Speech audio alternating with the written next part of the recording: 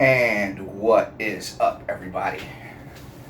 Okay, I don't know if you realize this, but this is, unfortunately, of all the toys within my collection right now, I might have some more somewhere, but unfortunately I don't know. But these guys are villains.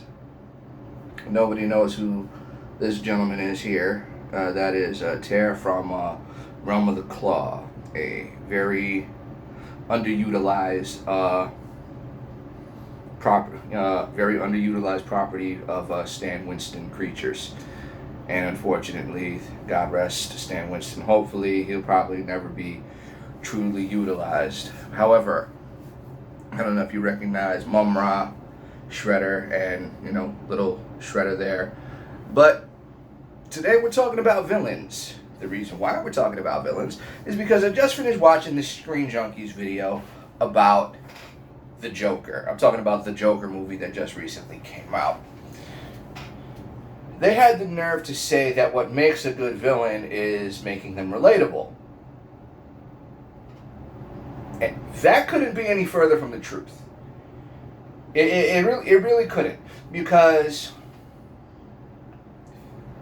alright, what makes good heroes is making them relatable. That's what Stan Lee did, when he created the Fantastic Four, when he created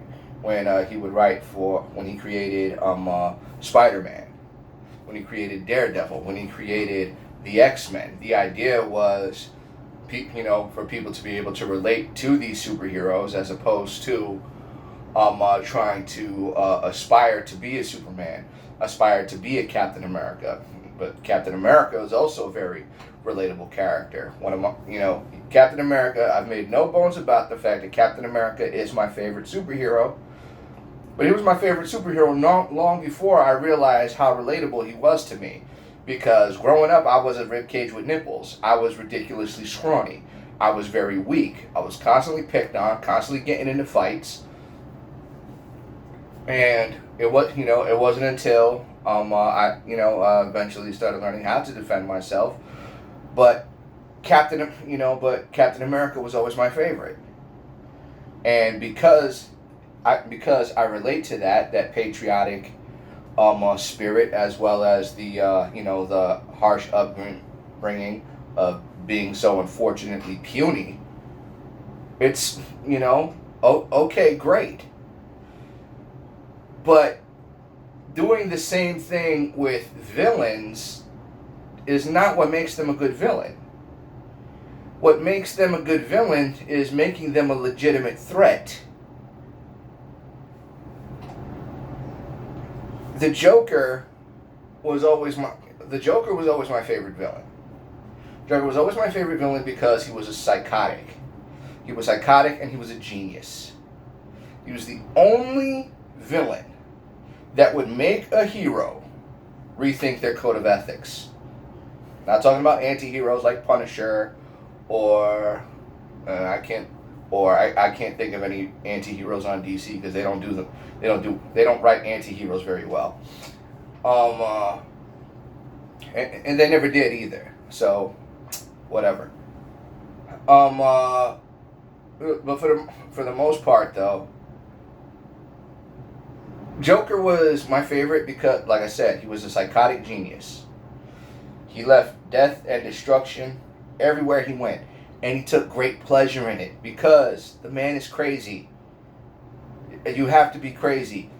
Nobody in their right minds who reads comic books and who likes the character Joker can relate to that because nobody is that psychotic. At least most of the people who read comic books.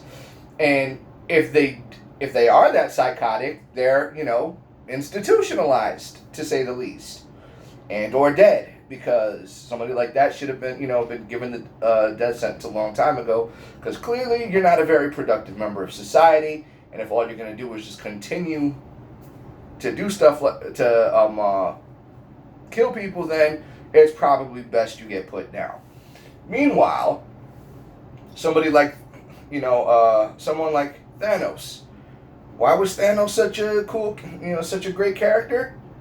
Not because they made him relatable, like in what's this in Avengers, like, oh yeah, the universe is too overpopulated, this, that, and the other. So if you cut it by half, that's the only way the universe can survive. No, that's not. It's like you're not supposed to be able to sympathize with Thanos. You can't sympathize with him. You sympathize with Magneto, but because you're so sympathetic towards Magneto, he's constantly changed sides from hero to villain more than once. Meanwhile, you got someone like Thanos who's always been a villain. Why? Because he's crazy. He's crazy. He is madly in love with the physical embodiment of death. And to try to appease her, he wants to wipe out half the universe. Somewhat relatable, but not very relatable. Not very relatable. What makes him such a good villain is because he's a genuine threat. He's smart. He's super powerful. He's got people willing to follow him. And the fact that he has succeeded in wiping out half the universe. So to bring him back at any point in time shows that there's going to be a problem. Not because he's relatable, but because he's a genuine threat. It's the same thing with the Joker. The Joker was always a genuine threat. Whenever he showed up, somebody was going to die. In fact, not somebody, a lot of people were going to die. No ifs, ands, or buts about it. It was just a matter of, can Batman figure out what this man is about to do before the next person gets killed? In fact, in one of the episodes of Batman the Animated Series, Joker kills about 3 people before Batman finally catches him. Nothing relatable about that. He was just crazy. He was a genius, and it gave him great joy to do that kind of thing. Now, this movie, which I didn't bother watching because of the fact that you don't need to have a rated R Joker movie. You didn't need a rated R Deadpool movie. You don't need a rated R Joker movie. And to make him clinically depressed, that's just dumb. I suffer from PTSD. So because of that kind of makes me clinically depressed as well. That doesn't make me like Joker anymore. In fact, it kind of makes me resent Joker a bit. Because that's basically like saying I'm like somebody who's trying to do the right thing. Someone who's trying to, overcome certain things. That basically shows that I'm no different than he is. Therefore, I could just as easily snap.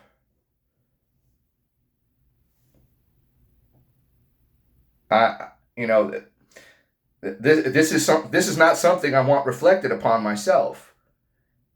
And people who suffer from that should not want that reflected on them. Joker was my favorite villain because he was a legitimate threat to any superhero, not just Batman. Especially throughout, the best interpretation of the Joker, no ifs, ands, or buts, was Mark Hamill throughout the entire Batman the Animated Series, The New Adventures of Batman and Superman, and the Justice League. Even Batman Beyond: Return of the Joker. No ifs, ands, or buts, the best interpretation of what Joker is actually like outside the comic book realm. Everybody else, Heath Ledger did a great job. Jared Leto didn't even bother with that because the problem like people are everybody hated that performance he had. What it just the look of him was just off, and then the fact that he was just crazy and not even funny. Joker's not supposed to be philosophical. By no stretch of the imagination is he supposed to be philosophical. All of a sudden, thanks to the Killing Joke, thanks to Alan Moore's The Watchmen, all of a sudden, there has to be a reason as to why he's doing this. No, there was no rhyme or reason. He's just crazy. He's just freaking crazy. And there's plenty of people within this world that act like that. The majority of them don't read comic books. That doesn't make for good storytelling. Like I said, you sympathize with Magneto because not only was he a mutant, he's a Holocaust survivor. You sympathize with him. You don't agree with what he's doing? Okay, understandable. But how many times has he switched sides? Not to mention the fact that in the Secret Wars, when the Beyonder had the two sides, one side of heroes, one side villains, Magneto was on the hero side. And this man was a murderer. It's just that how he went about doing things, he wasn't necessarily how he went about protecting his own people. That's one thing. He was wrong in how he would do it, and which is why, like I said, he's changed sides more than once. And my father pointed this out to me a long time ago. Basically, think of it like this: he's a living magnet. Magnets have two poles. Poles are known to shift. So that's why it works so well with Magneto as opposed to Thanos, as opposed to Loki. You're not supposed to sympathize with this jerk. You're not supposed to sympathize with this asshole because that's what he is. That's what he's supposed to be. This was a guy who was, adopted by the All-Father. Chose to be jealous. Chose to cause mischief. Chose to be the trickster that he was. Basically, out of spite and out of jealousy for Thor. Thor was a braggart. Thor this, that, Thor was, cocky, this, that, the other. Still no justification for any of that. Then what did they try to do? First off, Loki was the runt infant son of the king of giants. Not frost giants, just a giant. And this guy was left in the temple as an infant just to die because he was so puny. Odin, after killing the giant king, adopts Loki for himself, this, that, the other. Now all of a sudden, they're trying to say that Loki was a teenager and was abused by his father, a frost giant. Again, not a frost giant, just a regular giant. He was abused by his father, this, that, the other. And then Loki travels back in time and kills his father himself, saying, "You will never hit me again."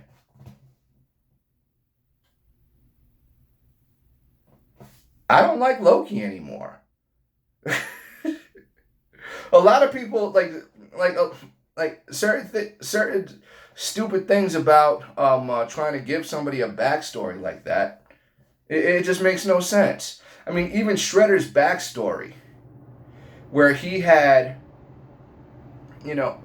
originally what it was that Hamato Yoshi actually killed Orokusaki's older brother. There was the love triangle between the older brother, Hamato Yoshi, and and I forget Chang was I forget her name, and then in unarmed hand-to-hand combat, Yoshi, defending himself, kills Shredder's older brother. Then he grows up later seeking revenge. That's not relatable. But he was a threat. He was a genuine threat. Despite the fact that they killed him, he was supposed to have been killed off in the first issue because the Fred Wolf series wanted to have Shredder as the main villain. They had to bring him back.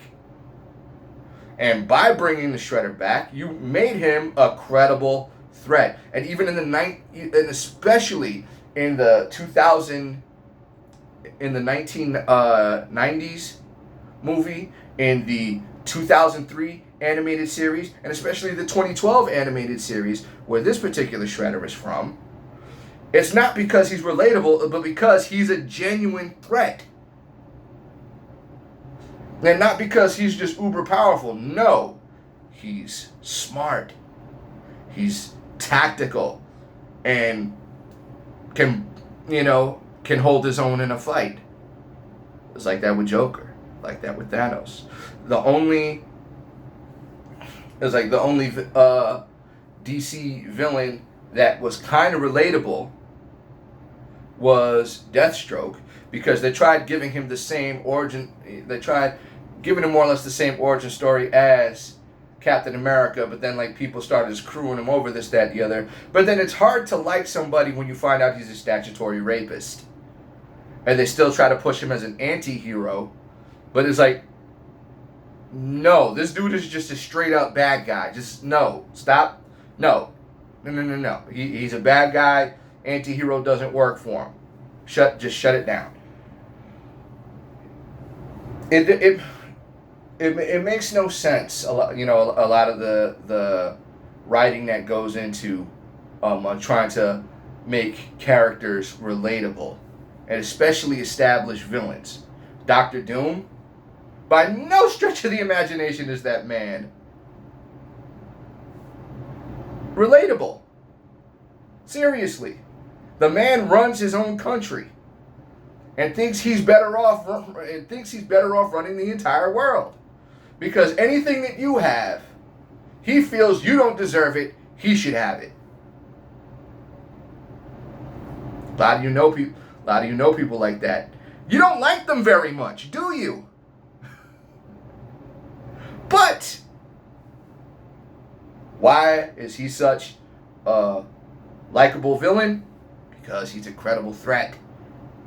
That's what makes villains believable. That's what makes villains likable. And the fact that you keep trying to, retcon these villains or try to add, more to them or anything like that, it just makes less sense, because it contradicts everything you already know about them. I understand you're trying to humanize them, but in trying to humanize them, you humanize what it is that they're trying to do, to an extent. You can't do that. You shouldn't be doing that. I'm done talking. You guys have a good night.